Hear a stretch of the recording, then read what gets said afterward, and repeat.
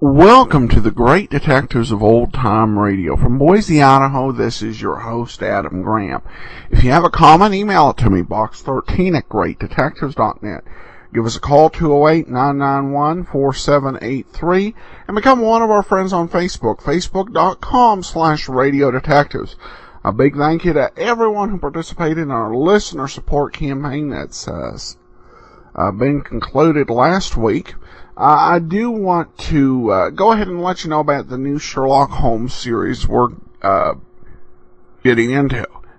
This series marked a complete change in most of the areas of production. The show changed networks, going from ABC back to Mutual, and was being will now be broadcast from New York.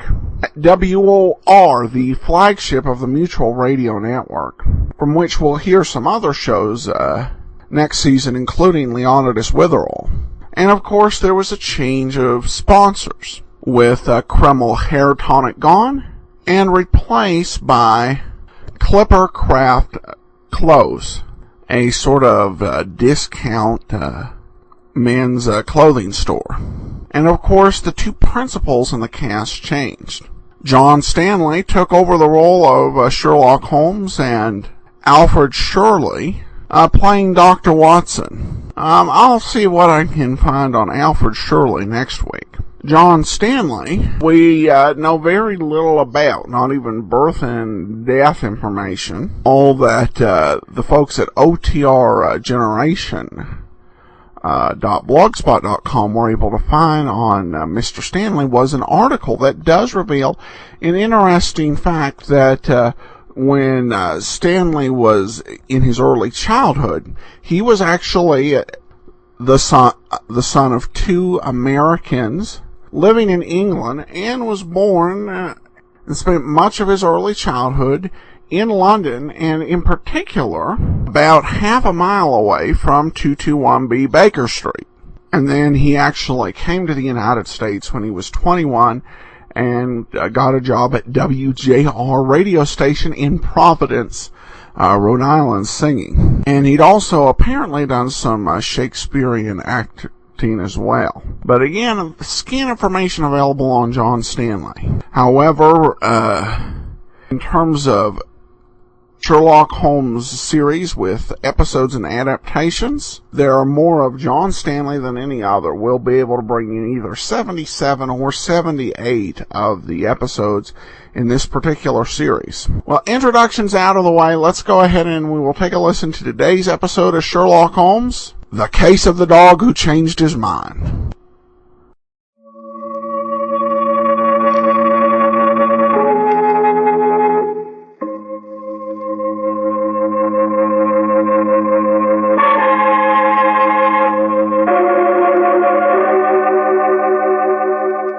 Makers of Clippercraft Clothes for Men and 924 leading retail stores from coast to coast present the world's most famous detective, Sherlock Holmes.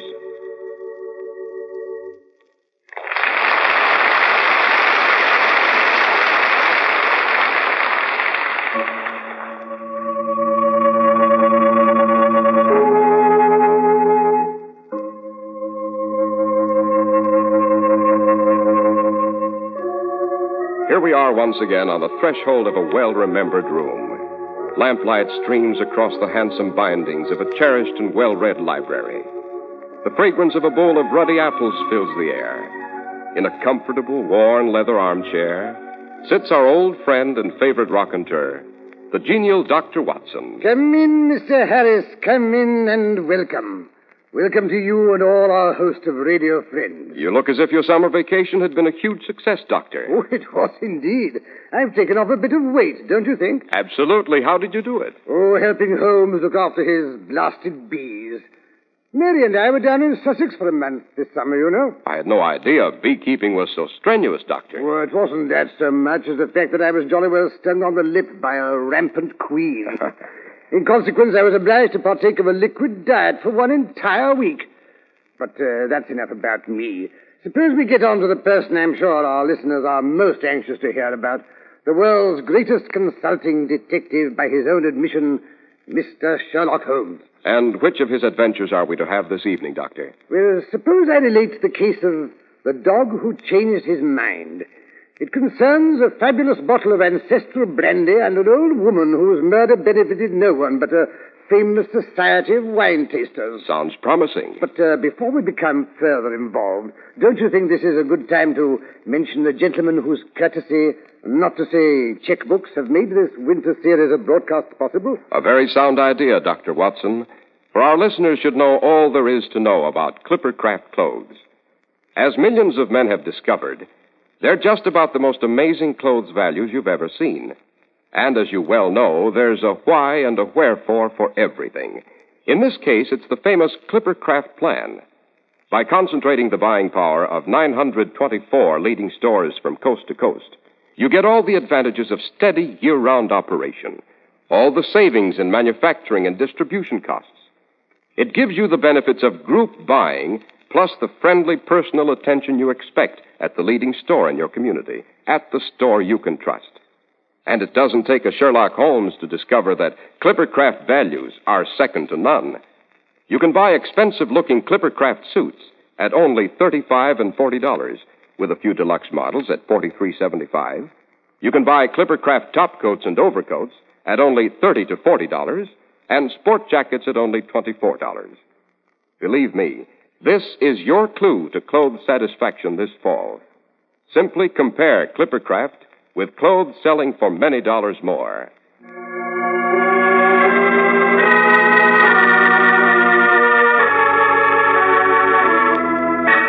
Now, Dr. Watson, what about the case of the dog who changed his mind? Righto. Yes, now let me see. It was in the good old Baker Street days. A rather gloomy day in late October, to be exact. We had breakfasted late in front of a sea-coal fire. With my body in one easy chair and my legs upon another, I sat listening with growing irritation to Holmes as he practiced interminable scales, roulades, glissandos, and what have you on his violin. At last, a particularly screeching dissonance was more than my frazzled nerves could bear. Holmes, must you do that? Calm yourself, my dear Watson. I was not responsible for that last bit of cacophony. It was caused by the scraping of a carriage wheel against our curbstone. I rather think we're about to receive a client, a lady, rather slight and agitated. Oh, how can you possibly tell? You haven't even bothered to look out of the window. My ears, Watson, are nearly as well trained as my eyes. The infinitesimal creak of the carriage springs as its passenger descended to the pavement indicate a slender person.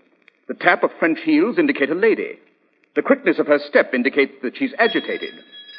Yes, decidedly agitated. Oh, I must say, Holmes, you have ears like a hawk. Your metaphor is a trifle mixed, my dear Watson, but I accept your tribute. Come in. Mr. Holmes? Mr. Sherlock Holmes? Naturally. This is my friend and colleague, Dr. Watson. Oh, how do you do? Oh, thank heavens you're at home. You must come at once, Mr. Holmes. She's been murdered, I know she has, and they'll blame Reggie. Dr. Tillinghurst has sent for Scotland Yard. Oh, Mr. Holmes, can't you do something? My dear young lady, I can do a great many things, but not until you could give us a coherent account of your difficulty. Oh, I'm so sorry. I have made a fool of myself. But the whole thing is so impossible. You see, she'd never commit suicide. Even at 89, she enjoyed life tremendously. And no one could have killed her because she was alone with the door bolted from the inside. Who is this remarkable old lady, and why should anyone want to kill her? She was Lady Blenkinsop. But who in the world would want to harm her? Oh, I'll admit she was eccentric and difficult at times. You know the French, Mr. Holmes. But it didn't frighten anyone. Not even Bobo. Bobo? Oh, Bobo is her pug dog. Terribly spoiled, but devoted and funny, too. Oh. It was always with her, sitting on her lap or sleeping at the foot of her bed. Poor little thing. That's where we found him this morning when we broke in the door. Just stood there barking at the noise we made and wagging his tail at Dr. Tillinghurst. Why did you break in the door? Because it was still locked when Potters, he's the butler, brought up Lady Blenkinsop's early tea. She always locked herself in at night. Didn't want anyone to catch sight of her without her curls, I suspect. But this morning was different, I gather. Oh, yes, Mr. Holmes. I made her tea and a bit of toast at 9:30. You see, I'm her companion, but I do cook her breakfast and fix her a bit of lunch. There's a charwoman who comes in to do the heavy cleaning and cooks dinners. And Potters attends to the rest of the house. Rather a meagre domestic staff for a person of Lady Blenkinsop's standing, eh, what? Is she hard up for funds? Oh, no, I believe she's quite well off. Her own money, too. Of course, the Blenkinsop estates went to Reggie when Lady Blenkinsop's husband died. He inherited the title, too. Creating a certain amount of friction between the old lady and her nephew, no doubt. Oh, no, Dr. Watson. They were devoted to each other. Not that they didn't squabble now and then. Like last night, when Reggie stamped out of the house when she took her birthday brandy up to bed with her unopened, without offering him a drink. Well, surely he could drop round to his club if he wanted a nightcap. Oh, you don't understand. Lady Blenkinsop's birthday brandy is very special. We've always looked forward to it. But this being the last bottle, I imagine she wanted to save it. Yesterday was her birthday, you see, and I baked her a birthday cake. What happened last night is not what brought you here. Oh, no. Last night was fun. Just Reggie and myself and Lady Blenkinsop and Potters, of course. She always gave him a piece of the cake, too. It was all so gay. This morning was horrible. Right from the time you woke up? No. As a matter of fact, Potters was whistling when I gave him her tray to take up.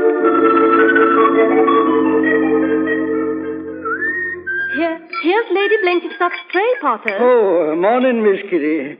A bit late this morning, aren't we? A bit. I overslept, but it's all right, I hope. I imagine Lady Blenkinsop overslept, too, after last night's excitement. I wouldn't count on it. She's a great one, her ladyship is. Next year she'll be 90. And here she is, as bright and sassy as the day his lordship brought her here, a bride from France. I'll never forget her driving up in the carriage surrounded with all those cases of brandy. Brought them over from France, she had. Said her father had sent them along so she'd have something fit to drink on her birthdays, at least. There were so many bottles I thought she'd never live to drink the last. But there's no more left, Miss Kitty. That one she took upstairs is the end. She always felt when that brandy was gone, she'd be gone, too. Oh, nonsense, Potters. That's just superstition. Here, you'd better take her tea up before it gets cold, or she'll snatch you bald-headed. And how could she do that when it's bald I've been 30 years now? Oh, Miss Kitty, there's the front door. It's all right, Potters. I'll answer it. Oh, Dr. Tillinghurst, good morning. Good morning, Miss Kitty. Started to rain. I'll just leave my umbrella here in the stand. How's Lady Blenkinsop this morning? I don't really know. I've just sent her tray up. I think she may have slept later than usual. Yesterday was her birthday, you know. That's exactly why I dropped by. Thought you might have overdone it a bit. Can't be too careful at her age. Thought I'd like to listen to her heart. I'll go up and announce you. Good girl. I don't know what she pays you, but whatever it is, it's not enough. Oh, I do all right. Besides, I enjoy my work here. She's really lots of fun. And doesn't give you much time to yourself, I imagine. Hello. What's wrong with Potters? He's still standing outside the door.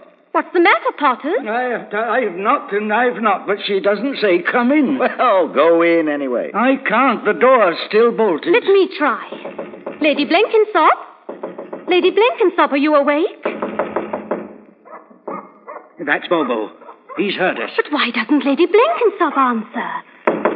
Open the door. Please open the door. I think we better force the door. Come on, Potters, help me. Yes, sir. We'll use this heavy chair. Steady now. 1 and 2 and... Easy, Bobo, easy. It's all right, old fellow. Oh, she's still asleep. But she's so white. Oh, Dr. Tillinghurst, I'm frightened. I'll have a look at her. Where's my stethoscope? No pulse. Pupils contracted. Miss Kitty, look there on the bed table. She did open the brandy bottle, after all. Don't touch anything. Everything must be left exactly as it is. Dr. Tillinghurst. Lady Blenkinsop is dead. Poisoned. Oh, no. Potters, go for the police. Yes, sir. Tell them Lady Blenkinsop has committed suicide. Tell them to inform Scotland Yard. But she wouldn't do that. I know she Miss wouldn't. Kitty, I want you to go to the nearest apothecary's. I shall want some things. We shall have to make some tests. Meantime, I'll try to fasten this door. No one is to be allowed in here. No one. Come on, Bobo. Come on. It's a good boy.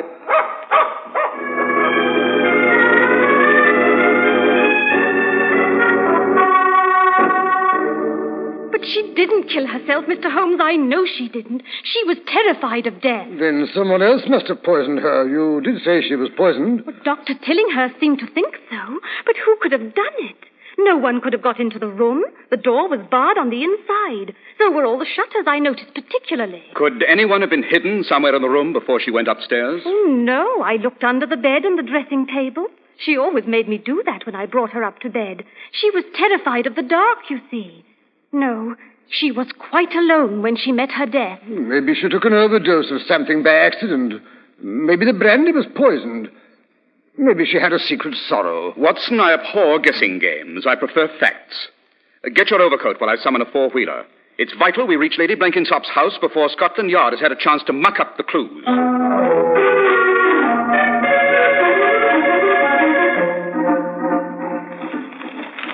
You say that Lady Blenkinsop was French. You don't happen to know her family name? Yes, Mr. Holmes. It was de Fezinac. Her father was a count. De Fezinac. No wonder her bridal brandy was rather special, eh, Watson? De Fezinac. Sounds vaguely familiar. Can't say I place it, however. The de Fezinacs are a branch, I might say, the main trunk of the great house of Armagnac. From which the name of the brandy is derived. By Jove, of course. Oh, I do remember Lady Blenkinsop going on about her family's vineyards. It seems it was customary for every daughter of the house to take with her, as part of her dowry, 6 cases of the brandy that was bottled the year of her birth. Lady Blenkinsop always boasted that hers was a particularly fine year. She opened a bottle every birthday. 6 cases. Let's see, that's 72 bottles. Lady Blenkinsop was 87. By Jove, that means she was 17 when she was married. All of which has no bearing on the case whatsoever. Never clutter up the mind with non-essentials, Watson. That's your weakness. Well, who's to decide what's essential in a case like this? I am. Tell me, Miss Kitty, who benefits by Lady Blenkinsop's death? Benefits? Why, no one. Goodness, no one ever wanted her to die, I'm sure. We were all much too fond of her. Let me put it this way, then. Who inherits Lady Blenkinsop's money?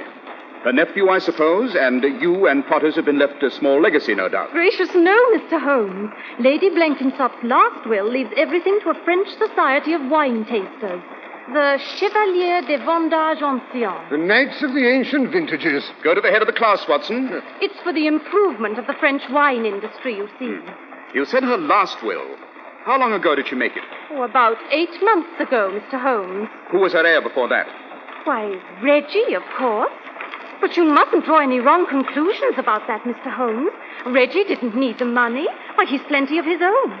Really, they were very devoted to each other. They just didn't always see eye to eye about certain subjects. For instance? Oh, I don't know. Reggie didn't approve of Bobo being fed sweetmeats. They had terrific squabbles about things like that. What exactly was the squabble that caused Lady Blenkinsop to change her will? It was all so silly, really. A tempest in a teapot. It didn't mean a thing. What didn't mean a thing? His holding my hand. Reggie, I mean. He just happened to have handed me the morning mail, and he just forgot to let go. Lady Blenkinsop didn't approve, I take it. She was always afraid he would make what she called an unsuitable alliance. The French point of view, of course, eh, Holmes? Not entirely. How did Reggie react? He was furious. He said when he married, it would be when and how and to whom he dashed well pleased. Bully for him. But it's all so ridiculous.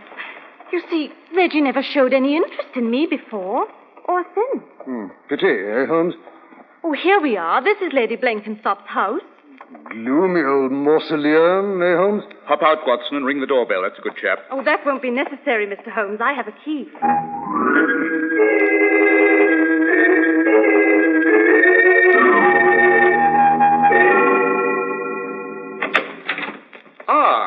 I gather Scotland Yard is here before us. How can you tell, Mr. Holmes? Unless I'm very much mistaken, that's Inspector Lestrade's official umbrella still dripping on the vestibule floor. Perhaps we're not too late after all. Oh, Miss Kitty, I'm so glad you've come back. I just brought the gentleman from Scotland Yard. He's in the reception room. Well, well, if it isn't Inspector Lestrade, the watchdog of Scotland Yard. Holmes, what in blazes are you doing here? My usual occupation, investigating a crime. There's no crime this time, Holmes. Lady dies. Poisoned, they tell me. Absolutely alone she is. Doors and windows locked tight on the inside. Clear case of suicide. The Scotland Yard method. Reductio ad absurdum. And what's wrong with that? Whatever it is? Personally, I prefer to review the facts. Dr. Tillinghurst says, will you be kind enough to come upstairs, gentlemen? He's waiting outside her ladyship's door. We'll be right up. Thank you, Potters. Great Scott! What's that unearthly racket? It's Bobo, her ladyship's dog. Dr. Tillinghurst says he's been carrying on like that on her threshold ever since he took him out of the room and closed the door. Bobo, don't! Oh, stop him, somebody. He knows she's lying there dead, poor little creature. Can't you make him stop, Dr. Tillinghurst? He's always been so fond of you. Make him stop. He won't even let me near the door. Nice, Bobo. Be a good dog. There, you see. Oh, I'm sorry, Dr. Tillinghurst. This is Mr. Sherlock Holmes. Oh, how do you do, sir? How do you do? Suppose we allow Scotland Yard to handle the situation. Think I want to have my hand taken over by a vicious brute? No, thanks. But he's not vicious. At least he never was before. Very well, I'll take over. Mr. Sherlock Holmes to the rescue. That's enough, Bobo. We know how you feel. That's right. Quiet down. Well, now look at that. He's crawling over to him. He's letting himself be picked up. He's licking his ear. Wanted to tell me something, is that it? Yes, I understand. I understand very well, old fellow. Now, Dr. Tillinghurst, the inspector and I will see if we can get to the bottom of this mystery. It's no mystery to me, Holmes. That's what you think, my dear Lestrade. That's what you think. Now, if you'll follow me, gentlemen. This will be rather unpleasant, Miss Kitty. You'd better remain outside.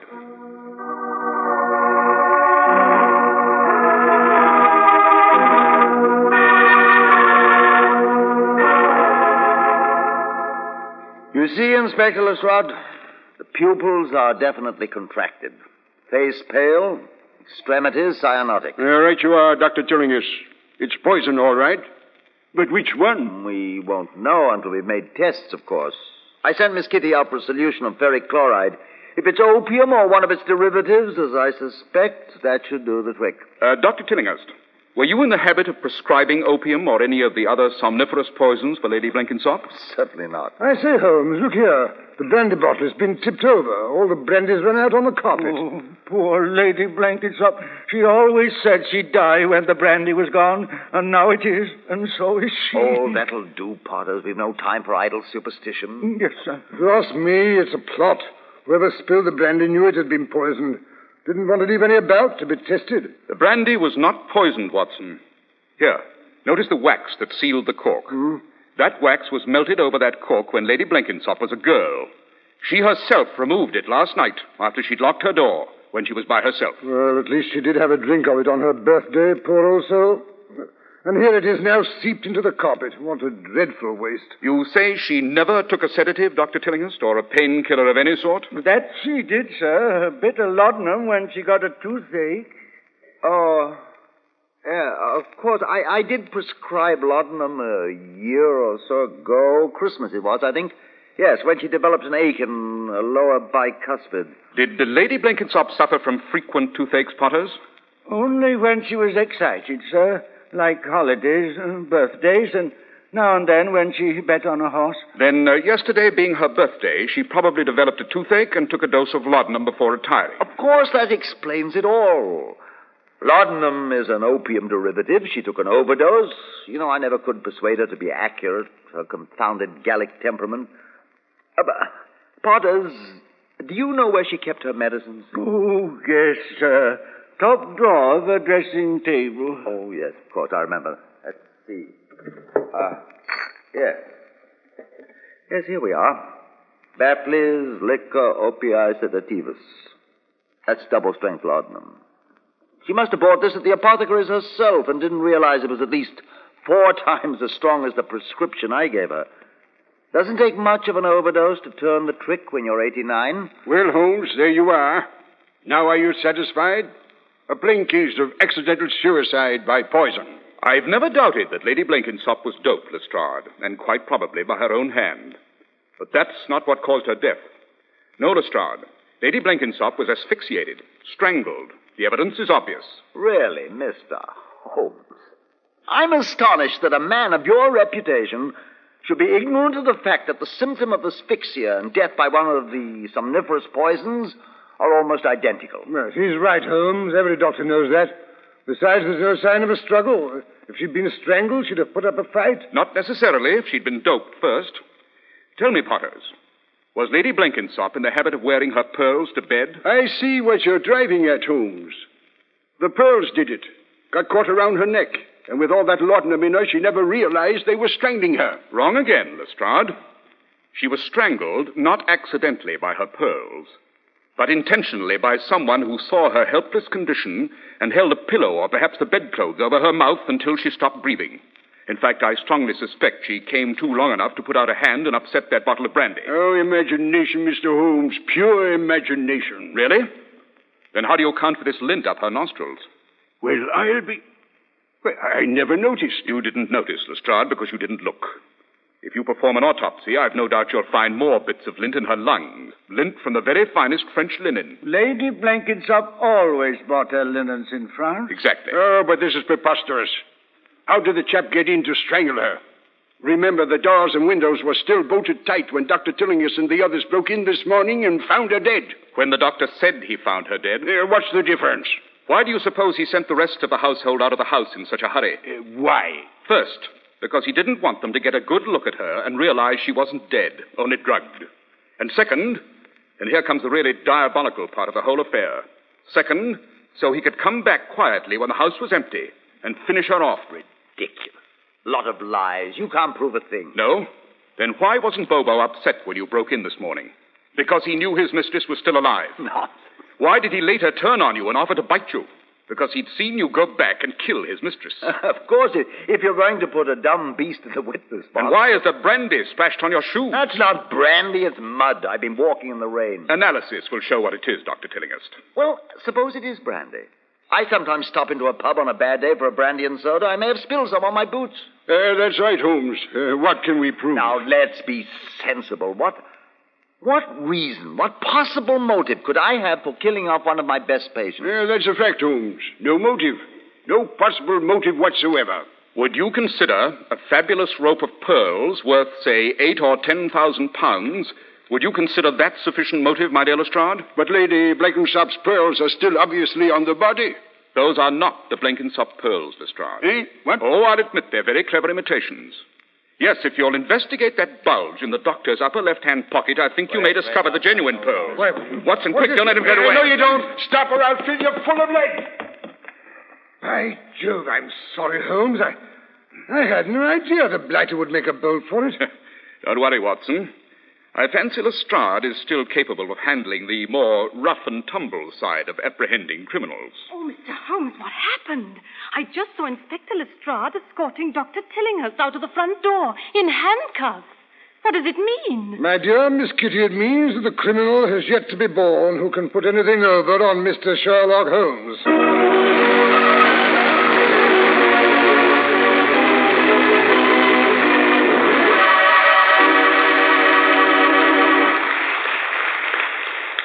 A very entertaining story, Dr. Watson. Well, I'm glad you enjoyed it, Mr. Harris. Now, of course, there are one or two small matters that puzzle me. Why did Holmes say the dog had told him something when he picked him up? A very interesting question with a very interesting answer. I'll give it to you after you've said a few words about the excellent product that foots the bill for us. Right, Dr. Watson. When you can go to your favorite store and get the nation's most exciting clothes value, that's just good common sense. For the Clipper Craft plan is just another matter of simple logic. So that you receive all the benefits of group purchasing, it concentrates the buying power of 924 leading stores across the country. It makes possible the nation's highest standard of clothes value brought to you at the leading independent store you really enjoy visiting and that enjoys serving you, where you're a person, not just another number on a sales check. Now, bear in mind that Clipper Craft clothes are faultlessly tailored from luxurious, long-wearing fabrics, that Clipper Craft smart styles fit to custom perfection. Despite the fact that costs of materials and manufacturing are rising, there are new fall Clipper Craft suits at only $35 and $40. There are a few special models at $43.75. Clipper Craft top coats and overcoats are only $30 to $40, and sport jackets only $24. Selling expensive clothes at inexpensive prices at the nation's finest stores is the great big idea behind the Clipper Craft plan. That's why men who know insist on Clipper Craft clothes. So be sure to visit the Clipper Craft store in your city. The leading stores in the metropolitan area that bring you Clipper Craft clothes are Saks 34th, Broadway at 34th Street, Manhattan, Abraham and Straus, Brooklyn, the Boulevard Men's Shop, Kresge, Newark, New Jersey, and the B&B Clothes Shop, 164-08 Jamaica Avenue, Jamaica. These great, courteous, and friendly stores are proud to add their names to that of Clipper Craft in the label of your suit, topcoat, sports jacket, and overcoat.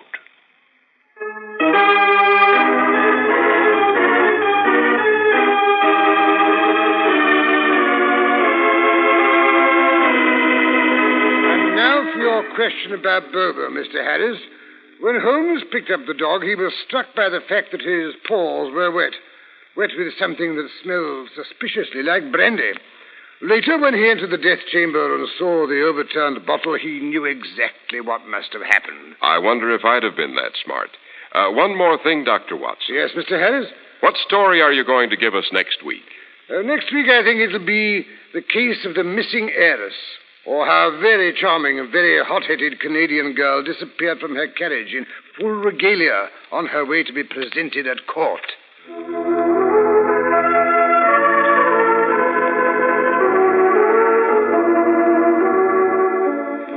The makers of Clipper Craft clothes and 924 leading retail stores from coast to coast have brought you the first in a new series of broadcasts featuring the world's most famous detective, Sherlock Holmes. Sherlock Holmes is produced and directed by Basil Lochran. Our stories are written by Edith Meiser, with special music by Albert Berman. Holmes is played by John Stanley, Dr. Watson by Alfred Shirley. If you don't know your Clipper Craft dealer, write Clipper Craft, 200 Fifth Avenue, New York City. Be sure to listen again next week to Sherlock Holmes in The Case of the Missing Heiress. If you wish to attend the Sherlock Holmes broadcasts in New York, see your local Clipper Craft dealer, and he'll tell you how to obtain tickets.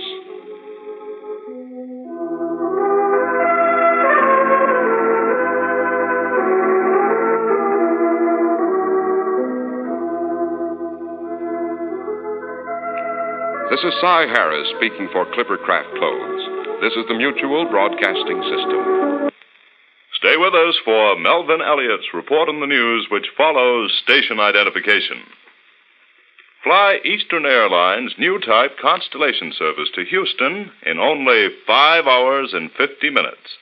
For immediate reservations, call Eastern Airlines or your travel agent. WOR, the World Series station in New York. Welcome back. Well, I wouldn't say the best Holmes-Watson pairing. It was a kind of an interesting case where they made us actually listen to another ad before Clipper Craft before they would explain what happened. One thing that they didn't explain is how the doctor knew for sure to be there with to have the fake pearls with him. Because he didn't have a way of knowing for sure on arrival that the lady would be doped. I should also note that back writing for the show after a absence in the last few years of the Nigel Bruce shows with Basil Rathbone and Tom Conway, is Edith Meiser, who was a favorite of the Doyle family, taking up the writing of the scripts. And I will be honest that this was a particular Sherlock Holmes series I debated with myself whether to actually play on the show. The good news is that there are some better and more interesting episodes, but a lot of fans do have issues with this particular portrayal. But I think next week's will be better, so join us then. In the meanwhile, send your comments, box13 at greatdetectives.net. Give us a call, 208-991-4783. But from Boise, Idaho, this is your host, Adam Graham, signing off.